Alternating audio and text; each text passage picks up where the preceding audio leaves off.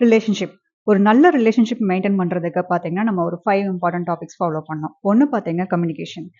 ஒரு ரிலேஷன்ஷிப் பார்த்தீங்கன்னா, முக்கியமான பாண்டிங் கிரியேட் பண்றது கம்யூனிகேஷன் தான். இப்ப நம்ம daily day to day activities share பண்றது, இந்த மாரி நம்ம பண்ணிட்டே இருக்கும்போது, over the period of time வந்து நம்மளுக்கு நல்ல கம்யூனிகேஷன் பாண்டிங் கிரியேட் ஆகும். அவங்களுக்குள்ள ரிலேஷன்ஷிப் நல்லபடியா பில்ட் ஆகும்.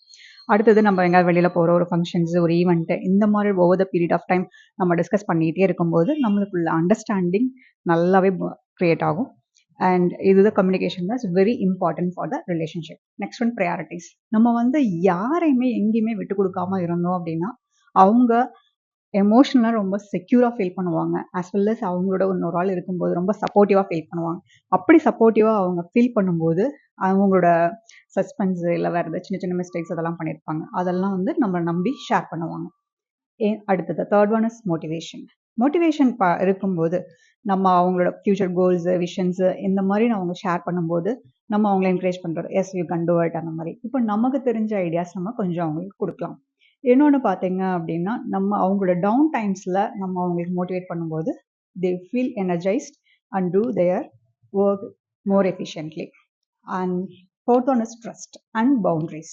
இப்போ நம்ம இந்த மாதிரி விஷயங்கள் அவங்களுக்கு எல்லா டைம்லையும் சப்போர்ட் பண்ணிக்கிட்டே இருக்கும்போது, அவங்களுக்கு ஆட்டோமேட்டிக்காக நம்ம மேலே ட்ரஸ்ட் கிரியேட் ஆகும். ட்ரஸ்ட் கிரியேட் ஆகும்போது என்ன ஆகும்னா, உங்களுக்கு அவங்களோட லாயலு, ஹானஸ்டி இதெல்லாம் அவங்க நம்மகிட்ட மெயின்டைன் பண்ணுவாங்க. அப்படி நம்ம லாயல், ஹானஸ்டிங்கிறது எல்லா இடத்துலையும் நம்ம மெயின்டைன் பண்ணோம்னா, நம்மளோட கோலை ஈஸியாக அச்சீவ் பண்ணலாம். நம்ம வாழ்க்கையில் ஈஸியாக சக்ஸஸ் ஆகலாம். ஃபிஃப்த் ஒன் இஸ் பார்த்தீங்கன்னா disagreement, difference of opinion. Difference of opinion அப்படிங்கிறது பார்த்தீங்கன்னா, ஒரு ரிலேஷன்ஷிப்பில் டிஃபரன்ஸ் ஆஃப் ஒப்பீனியன் கண்டிப்பாக வருங்க. ஏன்னா நம்ம விஷயங்கள் நினைப்போம், அவங்க அதை வேற மாதிரி நினைப்பாங்க. ஸோ அந்த மாதிரி டிஃபரன்ஸ் ஆஃப் ஒப்பீனியனை நம்ம எப்படி சார்ட் அவுட் பண்ணுறோம், எப்படி நம்ம ரிலேஷன்ஷிப் மெயின்டைன் பண்ணுறோம், அதுதாங்க பாயிண்ட்டுங்க. அப்போது நம்ம டிஃப்ரென்ஸ் ஆஃப் ஒப்பீனியன் வரும்போது நம்ம உட்காந்து அதை டிஸ்கஸ் பண்ணணும். அவங்கள ஃபுல்லாக பேச விட்டு அவங்க என்ன சுச்சுவேஷனில் இருக்காங்க அப்படின்னு ஃபுல்லாக கேட்டுட்டு, அவங்க என்ன மாதிரி முடிவு எடுத்தாங்க அப்படிங்கிறது நம்ம அப்சர்வ் பண்ணி அதுக்கான ஃபீட்பேக் நம்ம கொடுக்கலாம்.